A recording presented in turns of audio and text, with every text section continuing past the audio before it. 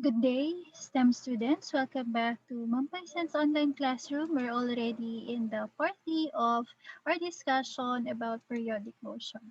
We're done with periodic motion and the general things that we need to know about it. We're done with the simple pendulum, and this time we're going to proceed with the spring mass system.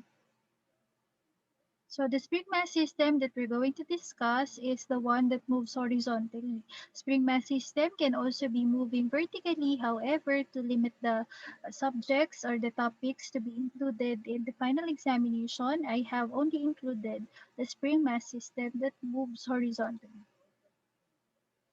Here are the parts of a spring mass system. Of course, it's called a spring mass system because there's a spring and there is a mass. Just like the simple pendulum, we also need a support, and the support should be stable or rigid. Okay, and then we have here an ideal spring, a spring that is not affected by friction. Okay, or a spring that will not break. Okay, rigid spring. And then we have the rigid mass, or the mass that is not subject to deformation as it moves back and forth because of the spring. And then the surface wherein the mass is moving is an idealized one as well, which is called the frictionless surface. So this one is an ideal type of spring mass system. Okay, we need to idealize so that we could simplify the equations. Unless we do the idealization, things will get complicated, and we're gonna have to include calculus in the computation. So para algebra lang siya, no? Mag ano lang tayo, ideal tayo. Okay? So again, just like what we did to the pendulum, the simple pendulum, we're going to discuss how these quantities are related to the spring mass system. The equilibrium position is still the same definition. Ayan. And here in the picture, you will see that the equilibrium position is this, O, or point O. You will see here the point A, scenario A, scenario B, and scenario C. For scenario A, this is the part where the mass is at equilibrium position, meaning when we say equilibrium position, specifically in a spring mass system, it is a position where the spring attached to the mass is neither stretched nor compressed. Relax lang siya. Okay? Nakabalance. In scenario B naman, it's showing us a spring that is already stretched. Okay? And then in scenario C, it is showing us a spring that is compressed. So we know naman that here, once you pull this mass towards this direction, the result will be scenario B. Ayan, mai-stretch yung iyong spring, okay? And then once you let go of that, the tendency of the mass is, of course, dadaan muna siya sa um, equilibrium position, just like the pendulum, dadaan pa rin naman siya sa gitna. And then eventually, because of the force of the um, spring, it will become compressed. So from being stretched, you let it go, dadaan siya sa equilibrium position, and then eventually, because of the force and the energy that this mass have, magko-compress siya. So magiging back and forth pa rin yung movement niya, no? So ganun ulit, syempre na-compress siya, no? Tumama siya sa isang rigid support, ang mangyayari, mag-move siya ulit papunta rito, and then papunta rito, tapos paulit-ulit. That's why it is considered as an example of periodic motion, kasi paulit-ulit din yung magiging movement ng ating spring mass system. Next is the amplitude. We know naman that the equilibrium position of the spring mass system is here. Again, it is the point where the spring is neither compressed nor, excuse me, stretched. No? So once you stretch, usually you stretch instead of um, compressing it, pero pwede rin naman you start with compressing. Now, the maximum that kasi diba, alam naman natin that anong tawag doon? The spring has its limit, no? So it could be you want to stretch it in such a way that the spring can no longer be stretched. So pwede mo rin naman siyang i-compress in such a way that the spring can no longer be compressed. Pwede yon, di ba?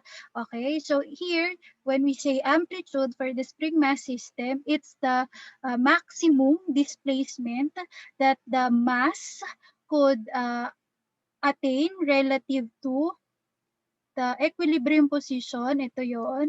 Tapos ito, when it is either stretched or compressed. Yan na yung maximum na pwede niyang marating. Once you let this go, pupunta siya dito, di ba? The tendency is, katulad ng simple pendulum, hindi siya lalampas supposedly kung ideal siya, no? So pupunta siya dito and then babalik siya dito. So that's going to be the maximum relative sa kanyang equilibrium position. Maximum na pwede niyang marating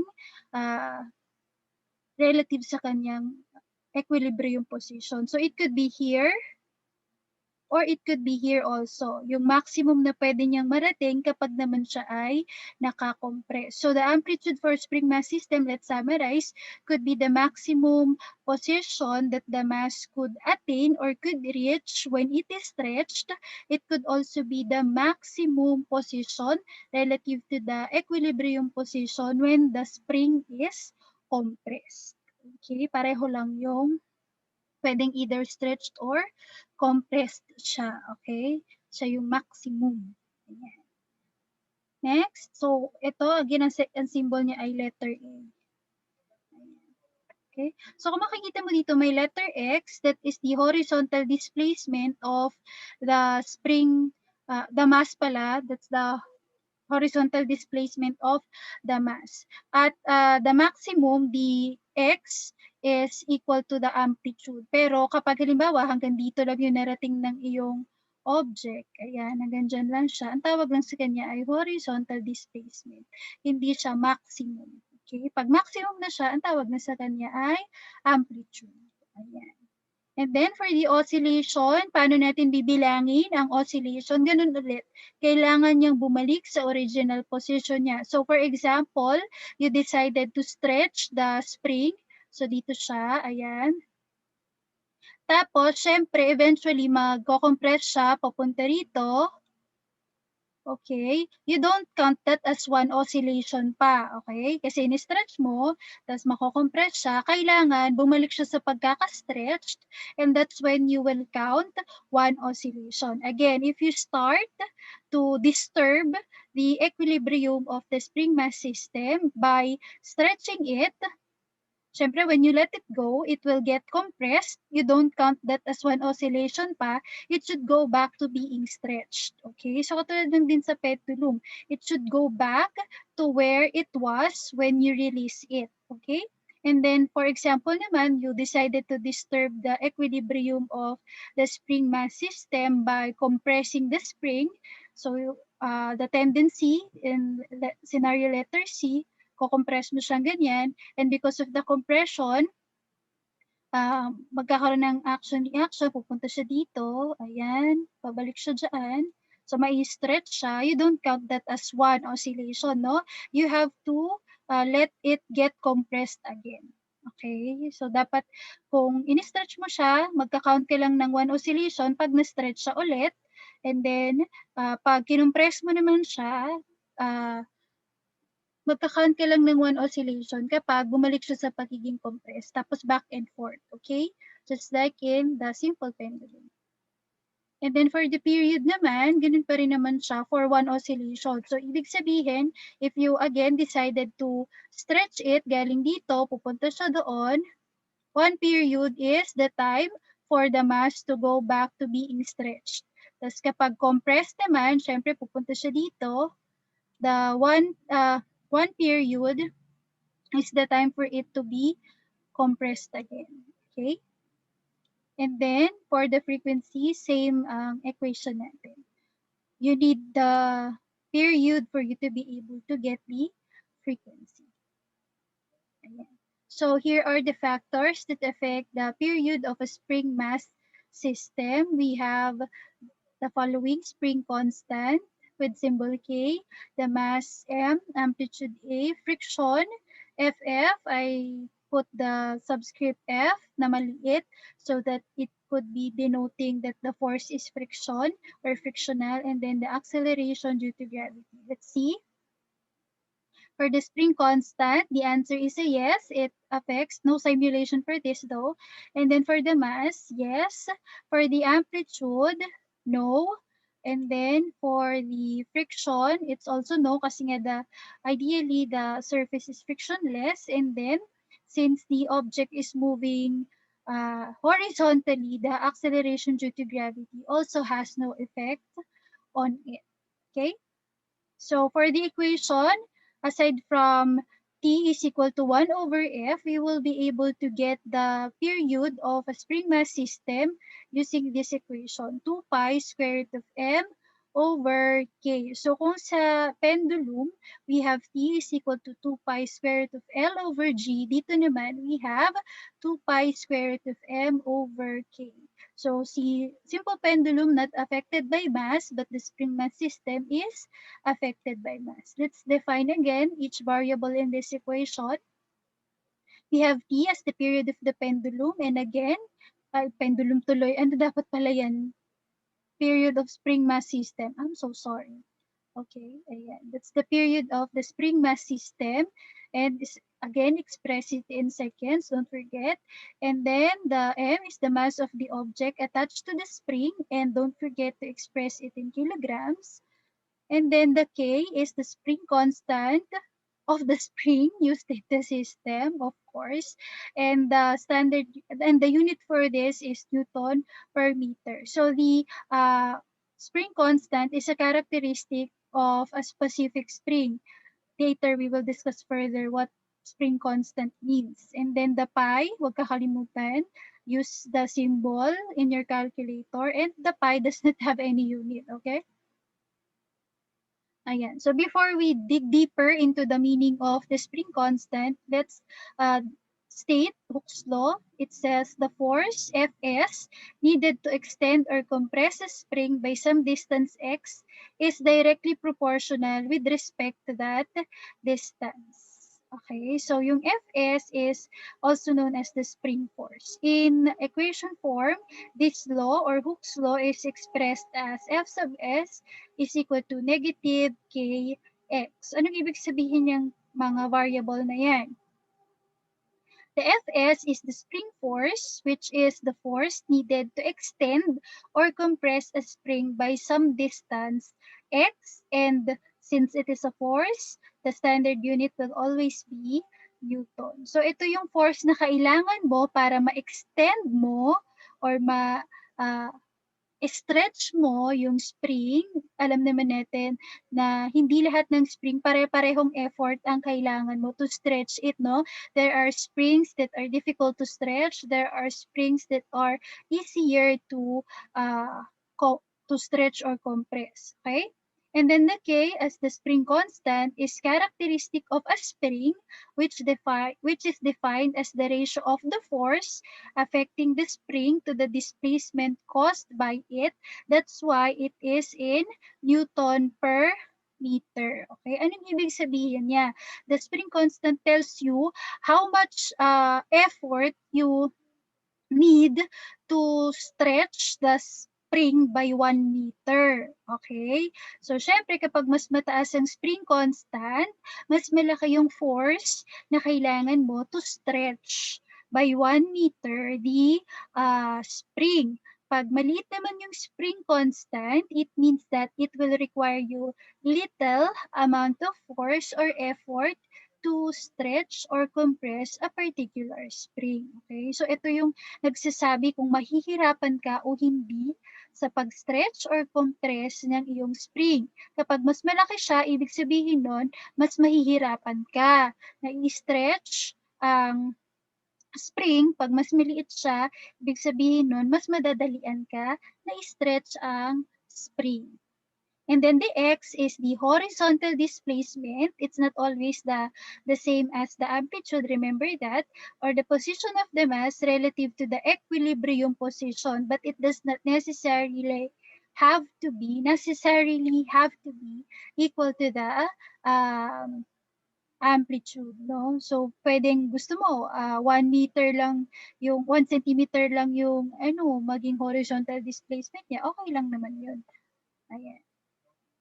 So let's, knowing that spring constant is something that tells you whether you will have difficulty or not in stretching or compressing a specific kind of spring. Based from our experiences, siguro naman itong mga bagay na to is na-observe ni natin on our own. Let's qualitatively compare the spring constants of some materials. Qualitative lang, no? Kasi nakadepende kasi sa material yon, kung saan gawa yung spring, kung paano ginawa yung spring, gaano ka-tight yung pagkakagawa sa string and stuff like that, no? Ayan. So here we have the mattress spring, yung sa foam, 'di ba? Hindi naman pure foam yun, kaya nakakalundag-lundag ka doon is because of the spring under. And then the ball pen spring. How can we compare them? The mattress spring has higher spring constant. Because notice, yung spring ng ball pen, mas madali mo siyang uh, uh, anong tawag doon? Ma-compress, di ba? Para maging maayos yung ball pen mo. No? And then, compared sa mattress ng spring, mas mahirap siya. Okay? Kasi mas makapal yung spring and stuff. Okay? Next is, compare natin yung mattress spring and the building's shock absorber. If you don't know, buildings usually have this very, very massive springs on their foundations. And then, meron din silang mga spring in between. Siguro hindi nyo masyadong napapansin or na-observe. They are what we call the shock absorbers. Ang purpose nila is when there is an earthquake, the shock will be absorbed by this. And since they are stretchable materials, relatively stretchable, they protect the building from being, from falling down. I mean, from falling down. Okay? Ayan. Magsisway-sway lang yung, yung building. Instead na mag-collapse siya, no? Ayan. So here, if we compare them, obviously, the building's shock absorber has higher spring constant. Kasi kung maliit yung spring constant niyan, ay hindi niyan kakayanin ang energy, ang force na i-exert ng earthquake, no? Siyempre, para mas malaki yung effort na kailangan para i-swing-swing sila, no? Or stretch compress sila, dapat mas malaki yung kanilang spring constant. Mas mahirap silang i-stretch at i-compress. Okay? Dito naman, yung cars also have shock absorbers para kapag naka-encounter ng bump sa road yung inyong car, your tendency is to slowly, parang yung sa mattress, no? Hindi ka naman abruptly na malalaglag kapag, or malalaglag kapag, malalaglag ba yun? Or basta pag dumaan ka sa bump, no, sa road, slowly yung or gradual yung pagbaba mo, hindi siya masyadong masakit. So yun yung purpose naman ng shock absorbers sa ating mga sasakyan, to absorb the shock due to bumps on the road, no? Ayan. So the buildings, obviously, yung building pa rin ang mas malaki ang spring constant kumpara sa car. Mas mahirap pa rin i-stretch yun, no? And then the motorcycles also have shock absorbers, same purpose, same purpose as the shock absorbers for cars. And obviously, syempre mas malaki at mas makapal to, the motorcycle's shock absorber has higher spring constant compared with the ball pen's spring. And then lastly, we have the motorcycle's shock absorber and the car's shock absorber. Since the car can carry more load compared to motorcycles, the car's shock absorber should have higher spring constant para mas malaki yung force na kailangan to stretch or compress it. Okay? Ayan, so let's proceed now to the sample problem number 1. A spring mass system is composed of an object with a mass of 0.42 kilogram and a spring with a spring constant of 906 Newton per meter. Determine the period of its motion. For here, we have the mass of 0.42 kilograms and then the spring constant of 906 Newton meter. We're going to look for the period. So, ang gagamitin nating equation, the one I have shown you. Firstly, here, the 2 pi square root of m over k. Let's substitute everything and the answer is the period I 0.14 seconds lang. Okay? And then for the sample problem number 2, it says here, a 931-gram object is attached to a spring and is undergoing simple harmonic motion. What is the object's frequency if the spring constant is 587 Newton per meter? And letter B, what is the object's horizontal displacement if the spring force is 50 newtons? Yeah. So we have the given M, 931 grams, and don't ever forget to express it in kilograms. And we can do that by dividing 931 by 1000, and the result is 0.931 kilograms. And then the spring constant, 587, and the Fs or spring force, so Hooke's law na ang kailangan natin dito, which is 15 newtons. Letter A, we need to find the frequency, and letter B, we need to find the X or the horizontal displacement. Here we're going to have 3 solutions, 2 solutions for letter A, and then 1 solution for letter B. Let's start with letter A. Equation pala muna. No? For letter A, the equation for frequency is 1 over period. However, we don't have the period yet. It's not given, so we have to solve for it. That's why we need 2 solutions for letter A. And then for letter B, this came from the equation for Hooke's law, which is Fs is equal to negative Kx. So divide both sides by negative K. So it will be x is equal to, eto na siya, Fs over negative k. Pwede rin naman nasa taas yung negative kasi pareho lang namang negative ang kalalabasan niya, no? So for solution number 1, solve for the period of the spring mass system. So we're going to use 2 pi square root of m over k. Ayan, so m is 0.931. Substitute din natin yung k. And the period would be 0.25 seconds. And then we can now use the f is equal to 1 over t for solution number 2. And the answer is, the frequency is 4 hertz. For solution number 3, simply substitute the spring force Fs and the spring constant, and the answer would be x is equal to 0.09 meters. Now, what does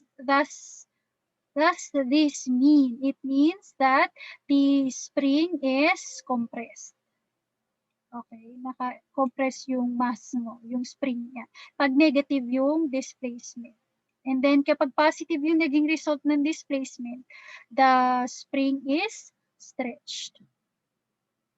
Ayan, tapos na. Thank you for listening to the last part 3 of our discussion about periodic motions. For questions and clarifications, don't hesitate to ask using the discussion in our Canvas modules. Next week, we're going to discuss naman the second part of Module 10, which is all about sound. Okay? Hindi ako kakanta, huwag kayo mag-alala, kaya hintayin nyo pa rin yun, no? Ayan. Bye-bye!